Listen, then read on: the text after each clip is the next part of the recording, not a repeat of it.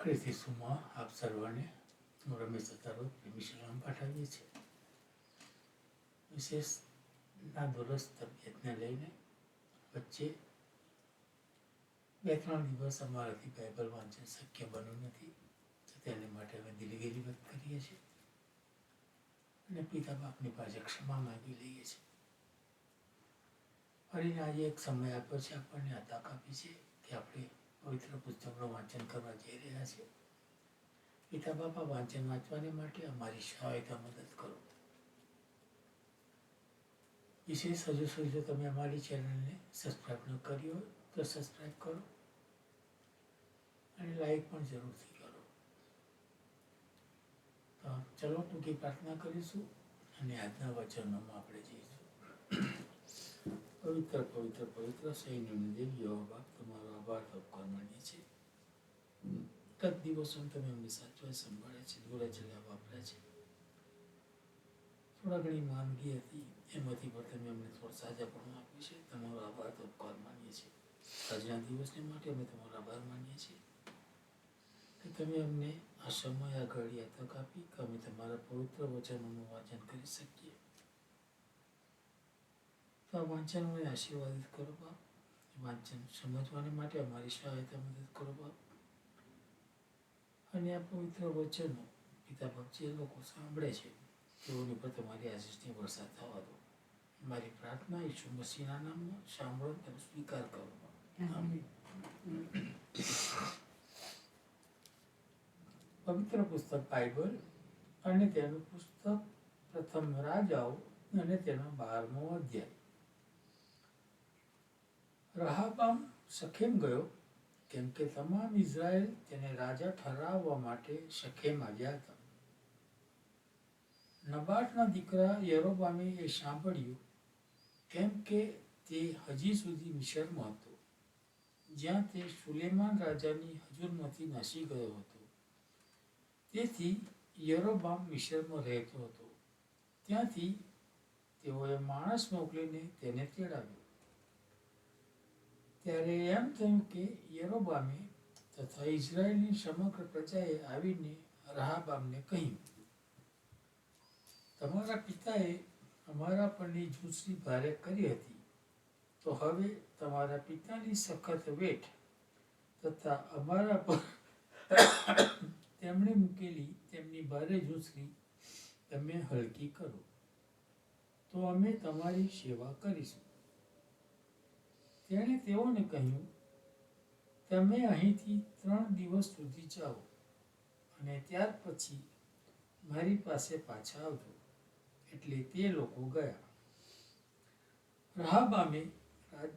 રહાબામ રાજાએ પોતાના પિતા સુલેમાનની હયાતીમાં તેની હજુરમાં જે વડીલો ખડા રહેતા હતા તેઓની સલાહ લેતા પૂછ્યું, આ લોકોને ઉત્તર આપવા માટે તમે શી સલાહ આપો છો?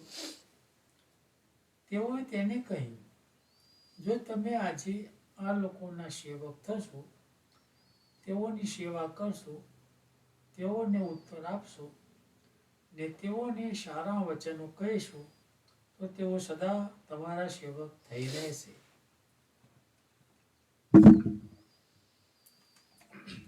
પણ વડીલોએ તેને આપેલી સલાહનો તેણે ત્યાગ કર્યો અને જે જુવાનિયા તેની સાથે મોટા થયા હતા અને જે તેની હજુરમાં ઊભા રહેતા હતા તેઓની સલાહ તેણે પૂછી. તેણે તેઓને કહ્યું, આ જે લોકોએ મને કહ્યું છે કે તમારા પિતાએ અમારી પર મૂકેલી ઝૂંસરી તમે હલકી કરો, તેઓને આપણે ઉત્તર આપીએ માટે તમે શી સલાહ આપો છો? જે જુવાનિયા તેની સાથે મોટા થયા હતા તેઓએ તેને કહ્યું, આ જે લોકે તમને એમ કહ્યું કે તમારા પિતાએ અમારા પરની ઝૂંસરી ભારે કરી હતી, પણ તમે તે અમારા પરની હલકી કરો.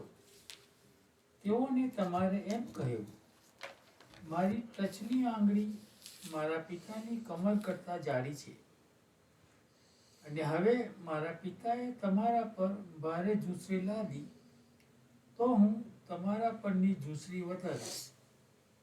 મારા પિતાએ તમને ચાબકાથી શિક્ષા કરી, પણ હું તમને બિચ્છુઓથી શિક્ષા કરીશ. રાજાએ ફરમાવેલું, ત્રીજે દિવસે મારી પાસે પાછા આવજો.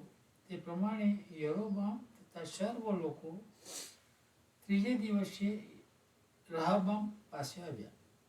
રાજાએ લોકોને સખ્તાઈથી ઉત્તર આપ્યો, ને વડીલોએ તેને જે સલાહ આપી હતી તેનો ત્યાગ કર્યો. અને પેલા જુવાનીઓની સલાહ પ્રમાણે તેઓને કહ્યું, મારા પિતાએ તમારી ઝૂંસરી ભારે કરી, પણ હું તો તમારી ઝૂંસરી વધારીશ. મારા પિતા તમને ચાબકાથી શિક્ષા કરતા, પણ હું તો તમને વીંછુઓથી શિક્ષા કરીશ. એમ રાજાએ લોકોનું કહેવું સાંભળ્યું નહીં, કેમ કે એ બનાવ યહોવા તરફથી બન્યો કે જેથી યહોવાએ પોતાનું જે વચન શીલોની અહિયાની મારફતે નબાટના દીકરા યરોબામને આપ્યું હતું તે સ્થાપિત કરે. જ્યારે સર્વ ઇઝરાયેલે જોયું કે રાજા અમારું સાંભળતો નથી, ત્યારે લોકોએ રાજાને ઉત્તર આપ્યો, દાઉદમાં અમારો સૌભાગ છે, તેમજ ઈશાઈના પુત્રમાં અમારો વારસો નથી. હે ઇઝરાયેલ, તમે તમારા તંબુએ જાઓ. હવે હે દાઉદ, તું તારું ઘર સંભાળી લે. એમ ઇઝરાયેલ પોતપોતાના તંબુએ ગયા. પણ યહૂદિયાના નગરોમાં રહેનાર ઇઝરાયેલી લોકો પર તો રહબામે રાજ કર્યું. ત્યાર પછી અદોરામ, જે લશ્કરી વેઠ કરનારાનો ઉપરી હતો, તેને રહબામ રાજાએ મોકલ્યો, અને સર્વ ઇઝરાયેલે તેને પથ્થરે એવો માર્યો કે તે મરી ગયો.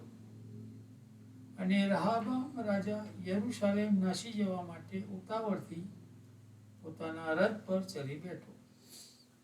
એમ ઇઝરાયેલે દાઉદના કુટુંબની વિરુદ્ધ આ સુધી બંધ કરેલું છે. જ્યારે સર્વ ઇઝરાયેલે સાંભળ્યું કે યરોબામ પાછો આવ્યો છે, ત્યારે એમ થયું કે તેઓએ માણસ મોકલીને તેને સભામાં બોલાવ્યો, ને તેને સર્વ ઇઝરાયેલ પર રાજા ઠરાવ્યો. એકલા યહૂદાના કુળ સિવાય દાઉદના કુટુંબની મદદે કોઈ રહ્યું નહીં. સુલેમાનનો દીકરો રહબામ યરૂશાલેમ આવ્યો, ત્યારે તેણે પોતાના તરફ રાજ્ય પાછું લાવવા માટે ઇઝરાયેલના કુળોની વિરુદ્ધ યુદ્ધ કરવા સારું યહૂદાના આખા કુળના તથા બિન્યામીનના કુળના 1,80,000 ચૂંટી કાઢેલા લડવૈયા એકત્ર કર્યા. પણ ઈશ્વરની વાણી ઈશ્વર ભક્ત શમાયા પાસે આ પ્રમાણે આવી, યહૂદિયાના રાજા સુલેમાનના દીકરા રહબામને ને યહૂદા તથા બિન્યામીનના આખા ઘરનાને તથા બાકીના લોકોને એમ કહે કે, યહોવા આમ કહે છે, તમે ચડાઈ ન કરશો, તેમજ તમારા ભાઈ ઇઝરાયેલી લોકોની સામે યુદ્ધ ન કરશો. સર્વ માણસો પોતપોતાને ઘેર પાછા જાઓ, કેમ કે એ બાબત મારા તરફથી બની છે. માટે તેઓ યહોવાની વાત સાંભળીને યહોવાના કહેવા પ્રમાણે પાછા ફરીને પોતપોતાને માર્ગે પડે.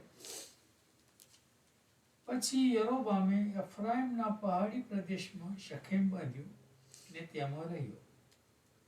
અને ત્યાંથી નીકળીને તેણે પનુએલ બાંધ્યું. અને યરોબામે પોતાના મનમાં ધાર્યું, હવે રાજ્ય દાઉદના કુટુંબને પાછું મળશે. જો આ લોક યરૂશાલેમમાં યહોવાના ઘરમાં યજ્ઞ કરવા માટે જશે, તો આ લોકનું મન તેમના ધણી તરફ એટલે યહૂદિયાના રાજા રહબામ તરફ પાછું ફરી જશે, અને તેઓ મને મારી નાખીને યહૂદિયાના રાજા રહબામ પાસે પાછા જતા રહેશે. તે પરથી રાજાએ સલાહ લઈને સોનાના 2 વાછરડા બનાવ્યા, અને યરોબામે તેમને કહ્યું, યરૂશાલેમમાં જવું તમને ઘણું મુશ્કેલ થઈ પડે છે. હે ઇઝરાયલ, જો તારા જે દેવો મિશ્ર દેશમાંથી તને કાઢી લાવ્યા તે આ રહ્યા. અને એકને તેણે બેથેલમાં ઊભો કર્યો ને બીજાને તેણે દાનમાં મૂક્યો. અને આ વાત પાપરૂપ થઈ પડી, કેમ કે લોકો એકની પૂજા કરવા માટે દાન સુધી જતા હતા. વળી તેણે ઉત્થાનોના ગર્ભ બંધાવ્યા ને લાવી પુત્રોના નહીં એવા સર્વલોકમાંથી તેણે યાજક ઠરાવ્યા. યરોબામે 8મા માસને 15મા દિવસે જે પર્વ યહૂદિયામાં છે તેના જેવો પર્વ ઠરાવ્યું ને તેણે વેદી પર બલિદાન આપ્યા. તે જ પ્રમાણે તેણે બેથેલમાં કર્યું ને પોતાના બનાવેલા વાછરડાઓના બલિદાન આપ્યા.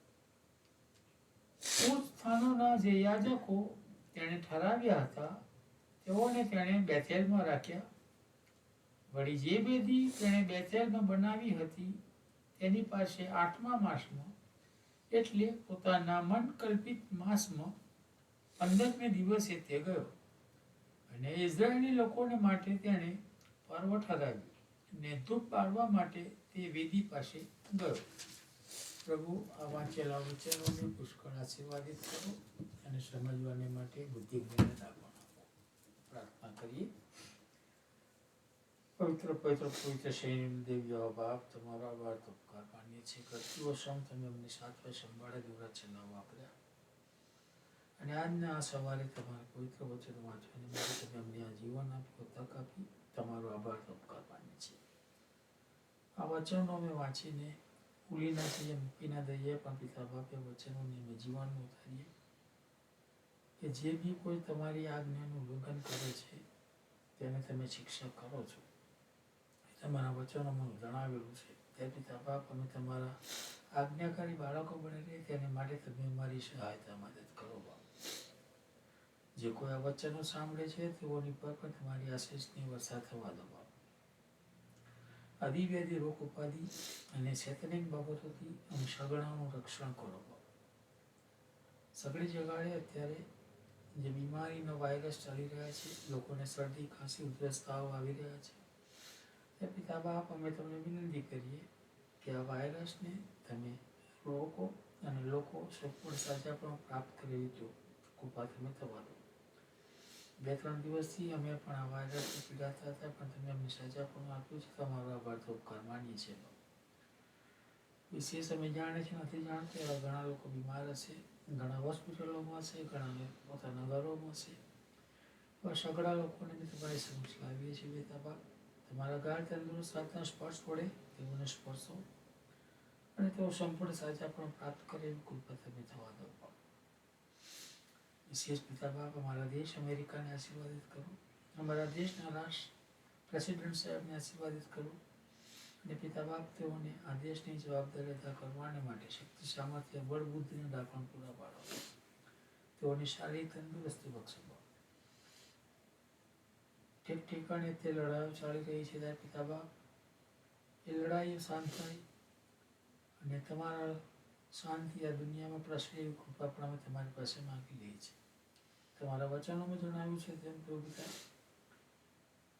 કે લડાઈઓ થશે, એક લોકોની વચ્ચે લડાઈ કરશે, રાજ્યની વચ્ચે લડાઈ કરશે, સમૂહોની વચ્ચે લડાઈ કરશે, પણ આથી તમે ગભરાયા ના જતા અને આ અંતની ઘડી નથી, પણ તમારા આવવાની એ તૈયારી રૂપની નિશાનીઓ છે. ત્યારે પિતા બાપ અમે માનીએ કે તમારો આવવો ખૂબ જ નજીક છે, કેમ કે સગડી બીનાઓ અત્યારે હાલમાં બની રહી છે. પણ પિતા બાપ તમે જ્યારે પણ આવો ત્યારે અમે તમને મળવાને હરદમ તૈયાર હોઈએ. તેને માટે તમે અમારી સહાયતા મદદ કરો અને અમારા રસ્તા પાદરા કરો બાપ. અમને તમારામાં દોરો ચલાવવાનો બાપ પિતા બાપ. ગરીબ અનાથ વિધવાઓની સહાયતા મદદ કરો બાપ. જેઓની પાસે રહેવાની ઘર નથી, ખાવાની ધાન નથી, પહેરવાને વસ્ત્ર નથી, એવા નિરાધાર લોકોને માટે પણ અમે વિનંતી કરીએ બાપ કે એવા લોકોને જોઈતા સગડા સારા બના તમારા અખૂટ ભંડારમાંથી પૂરા પાડો બાપ. પ્રભુ પિતા તમારા સેવક સેવિકાઓને સાચવો સંભાળો અને તેઓની સાથે એને પાસે રહો બાપ. જે લોકો તમારા સુવાર્તાના કાર્યમાં લાગેલા છે તેઓને આશીર્વાદિત કરો બાપ.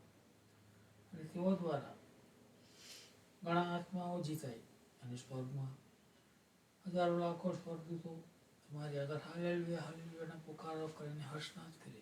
દેવ કૃપા પણ અમે તમારી પાસે માંગી લઈએ છીએ બાપ. અમારાથી જાણે અજાણે થયેલા પાપોની અમે ક્ષમા કરીએ છીએ બાપ. ક્ષમા માંગીએ છીએ પિતા.